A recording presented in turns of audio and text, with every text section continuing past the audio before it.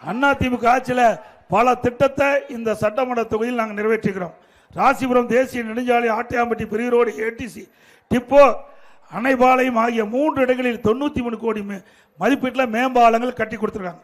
வெண்ணந்தூர் ஒன்றியத்தில் விவசாயிகள் பயன்படும் வகையில் அக்கரைப்பட்டி மற்றும் மதியம்பட்டியில் ரூ. 11 கோடி மதிப்பீட்டில் பாலங்கள் அமைக்கப்பட்டது. பாசன வேளாண்மை திட்டத்தில் 10 ஏரிகள், 8 அணைக்கட்டுகள் 25 கோடி மதிப்பில் அமைக்கப்பட்டது. இத்திட்டத்தின் மூலம் 3280 ஏக்கர் நிலங்கள் பாசனம் செய்யப்பட்டது.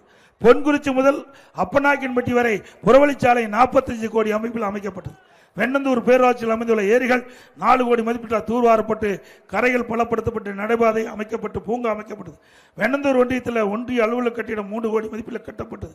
இன்றைக்கு விடியா திமுக ஆட்சியில் கிடப்பில் போடப்பட்ட திட்டங்கள் புதுப்பட்டி முதல் கெடமலை வரை மற்றும் கீழூர் முதல் வடுகம் வரை போதைமலைக்கு இணைப்பு சாலை அமைக்க 30.5 கோடிக்கு நிர்வாக அனுமதி வழங்கப்பட்டது.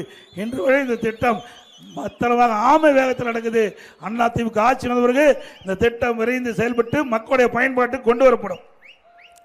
ராசிபுரம் நகராட்சிக்குட்பட்ட கோனேரிப்பட்டி ஏரி மேம்படுத்தல், சுத்தகரிப்பு நிலையம் அமைத்தல், சுற்றுச்சூழலை மேம்படுத்தல், மண் தீவு அமைத்தல் ஆகிய பணிகளுக்காக அனைத்து இந்திய அண்ணா திராவிட முன்னேற்ற கழக ஆட்சி காலத்தில் 10 கோடி நிதி ஒதுக்கீடு செய்யப்பட்டது. திட்டம் நிறைவேற்றப்படவில்லை. அதிமுக ஆட்சி வந்தால் நிறைவேற்றப்படும்.